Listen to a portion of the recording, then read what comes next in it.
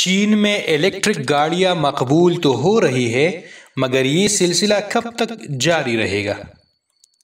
اگر آپ یہ جاننا چاہتے ہیں کہ کسی بھی ملک کی حکومت کیسی نئی ٹیکنالوجیز کے فروغ میں کردار ادا کر سکتی ہے تو چین کے شہر بیجنگ کی نئی ٹیکسیوں کو ہی دیکھ لیں۔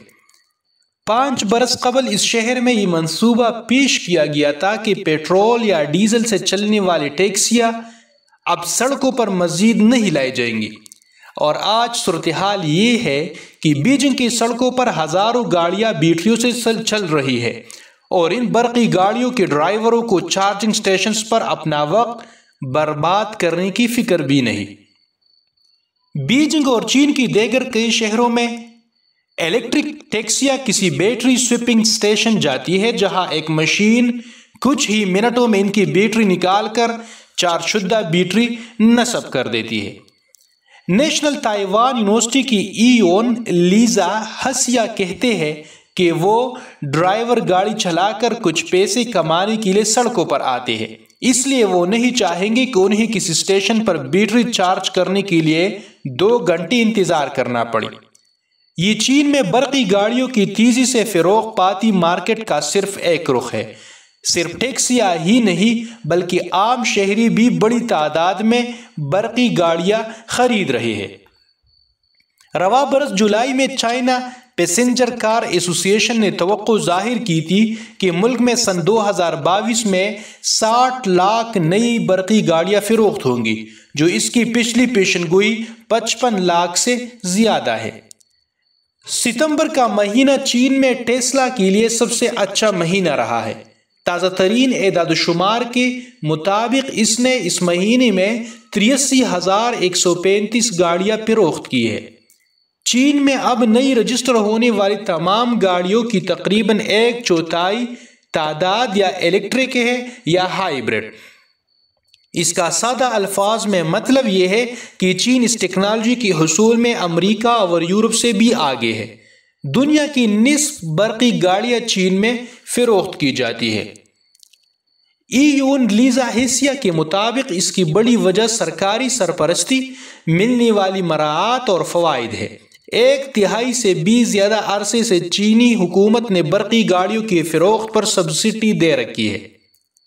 یہ سبسڈیز وقت کے ساتھ ساتھ کم ہوتی رہی ہے اور سن 2023 تک ختم ہونی ہے، مگر اس کے باوجود کئی وجوہات ہیں کہ کیوں برقی گاڑیاں خریدنا جیب کے لیے صرف فائدہ ہے۔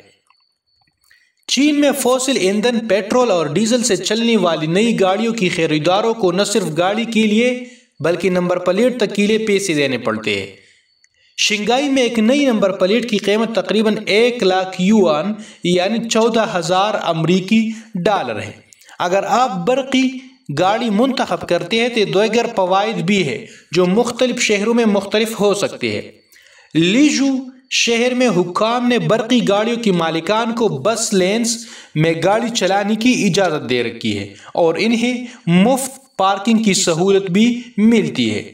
اس کے بعد کچھ گاڑیوں کی قیمت بھی بہت پرکشش ہوتی ہے۔ وولنگ ہانگ گوانگ منی EV ایسی گاڑی ہے جو مہنگی برقی گاڑیوں کے رجحان کو چیلنج کر رہی ہے۔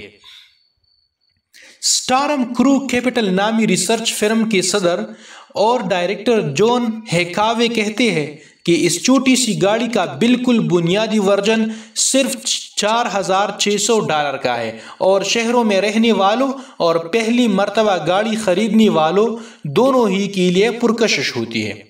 وہ کہتے ہیں کہ یہ گاڑیاں ہیں جو ایشیا کے ایک بڑے حصے میں فروخت کی جا سکتی ہے۔ ہانگ گوانگ منی اس وقت چین کی سب سے مقبول برقی گاڑی ہے، مگر کئی دیگر زیادہ قیمت والی برقی گاڑیاں بھی ہیں۔ مثلاً ٹیسلا ماڈل وائی $54,000 یا پھر شپنگ P7 $33,100 دونوں ہی چین میں سب سے زیادہ فروخت ہونے والی 10 برقی گاڑیوں میں شامل ہیں۔ چین میں برقی گاڑیوں کی مارکیٹ میں مقابلہ نہایت سخت ہے اور بہت سے کمپنیاں اس میں جگہ بنانے کی کوشش کر رہی ہے۔ رائٹرز کی ایک حالیہ رپورٹ کے مطابق ایئر لائن جونیاو بھی برقی گاڑیاں بنانے کی منصوبہ بندی کر رہی ہے۔ کنسلٹنگ کمپنی گارٹنر سے منسلک تجزیہ کار پیڈرو پاچیکو نے کہا کہ یہ ان پیداوار کنندگان کی ٹیکنالوجی تیار کرنے کے لیے بہت سازگار ماحول ہے۔ وہ کہتے ہیں کہ چین میں کچھ برقی گاڑیوں کی رینج بہت ہی زبردست ہے اور اب کاری بنانے والی کمپنیاں مہنگی برقی گاڑیوں میں انفوٹینمنٹ سسٹمز اور دیگر اشیاء بھی شامل کر رہے ہیں تاکہ گاہکوں کی توجہ حاصل کی جا سکے۔ مگر چین میں برقی گاڑیوں کی اس رجحان کے بارے میں دو بڑے سوالات ہیں۔ کیا یہ جاری رہے گا؟ اور دوسرا یہ کہ اس سے برقی گاڑیوں کی عالمی مارکیٹ میں کیا تبدیلیاں آئیں گی؟ اکنامسٹ انٹیلیجنس یونٹ میں صنعتی تجزیوں کی ڈائریکٹر اینا نیکولز کہتی ہے کہ انہیں اس بات پر حیرت ہے کہ چین میں حالیہ کچھ عرصے میں کس تیزی سے برقی گاڑیاں فروخت ہو رہی ہے، مگر وہ کہتی ہے کہ نئی برقی گاڑیوں کی خریداری پر سبسڈی کے خاتمے سے ان کی مانگ میں کمی آ سکتی ہے۔ وہ کہتی ہے کہ برقی گاڑیوں کی مارکیٹ کا مستقبل میں بھی اسی شرح سے بڑھتے رہنا تھوڑا سا مشکل ہے۔ چارجنگ کی سہولیات اب بھی ہر جگہ موجود نہیں اور سپلائی کی مسائل اپنی جگہ ہے۔